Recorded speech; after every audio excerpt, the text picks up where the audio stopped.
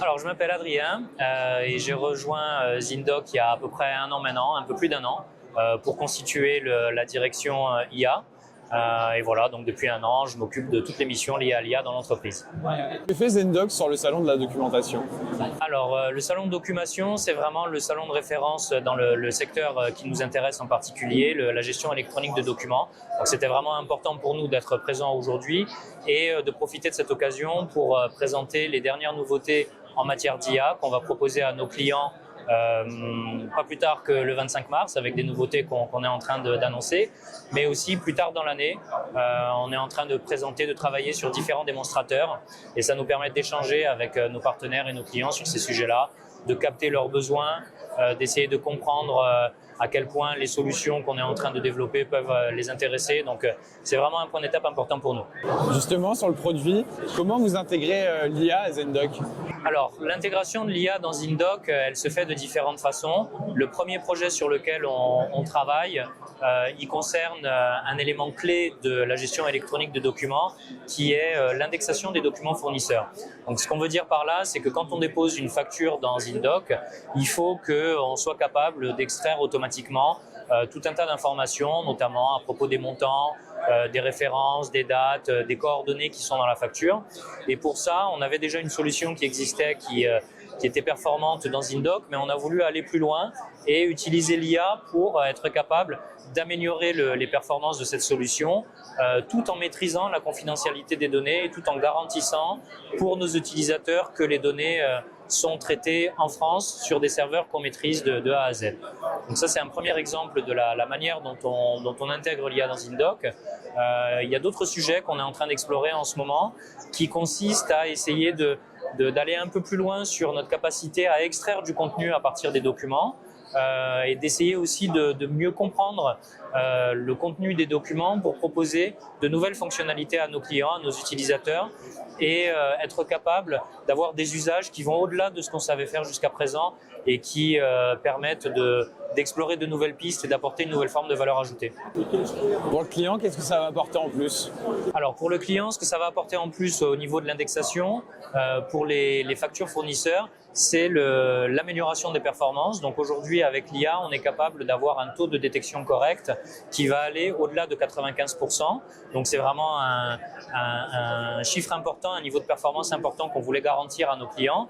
Ça permet aussi d'apporter plus d'ergonomie parce que dans le système actuel, pour qu'une facture soit indexée correctement, il fallait qu'on ait plusieurs exemples d'une facture fournisseur, plusieurs exemples de plusieurs factures d'un même fournisseur avant de pouvoir avoir des détections qui fonctionnent convenablement. Maintenant, avec l'IA, ça pourra marcher dès le premier document.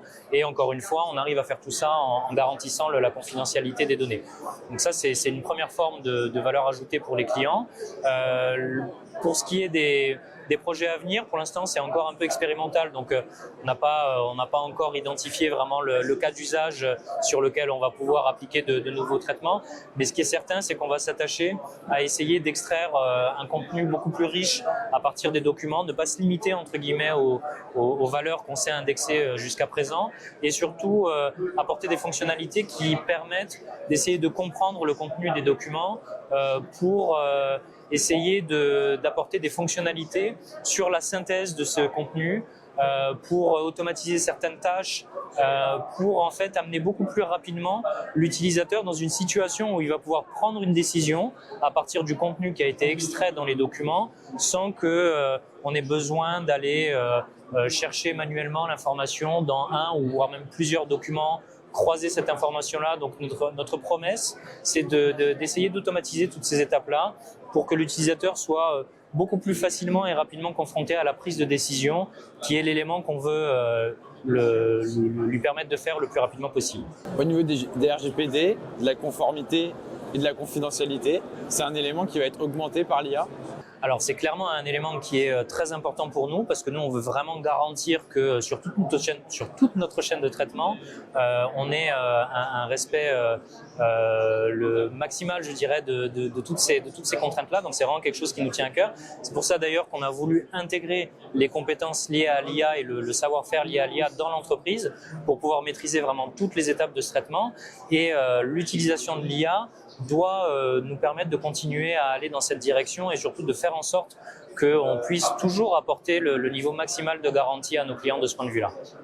Quels sont les prochains défis pour la gestion électronique des documents avec justement cette intelligence artificielle? Ouais, alors je pense que les prochains défis, c'est vraiment la capacité à extraire du contenu détaillé depuis les factures, sur des factures où on peut avoir vraiment des informations qui vont être parfois très denses.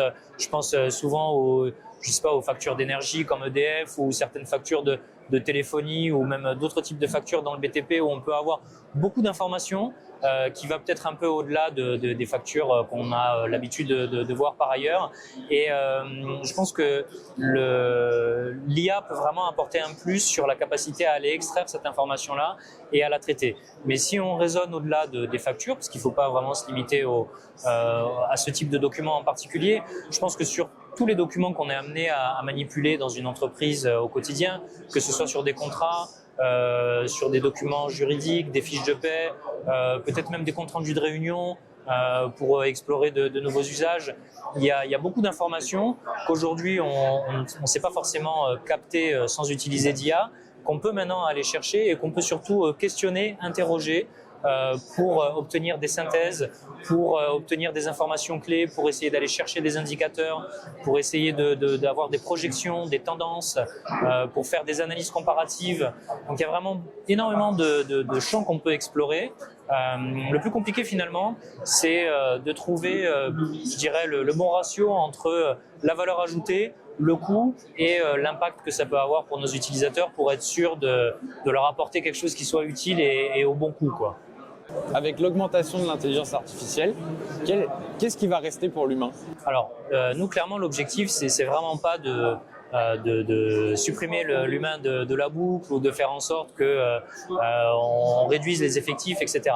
Nous, notre objectif, c'est au contraire d'aller chercher de la valeur ajoutée et de faire en sorte que des tâches qui aujourd'hui sont rébarbatives, répétitives et sans valeur ajoutée soient retirées de la chaîne de traitement pour que justement les utilisateurs puissent plus rapidement, plus facilement arriver à des étapes de prise de décision, d'analyse, de comparaison et que ça apporte une valeur ajoutée à ce niveau-là. Ça libérera du temps, clairement. Je ne pense pas que ça supprimera des postes, ça libérera du temps, des tâches en moins à faire, mais ça permettra justement de gagner aussi en valeur ajoutée en permettant aux utilisateurs qui auront moins de tâches à réaliser, moins de ces fameuses tâches rébarbatives, de se concentrer sur des tâches à plus haute valeur ajoutée et peut-être d'explorer des choses qu'ils n'exploraient pas jusqu'à présent par manque de temps. Par exemple, je sais pas, faire certaines analyses qu'on faisait pas parce qu'on se dit ah non mais ça va être trop long, on le fait pas. Aller chercher toutes ces informations-là, c'est trop compliqué. Maintenant finalement on va pouvoir le faire. Donc je pense que ça permettra d'ouvrir ce type d'usage-là. Et je crois pas du tout que ça va supprimer des postes. Au contraire, je pense que ça va vraiment permettre de concentrer les postes sur une valeur ajoutée plus intéressante.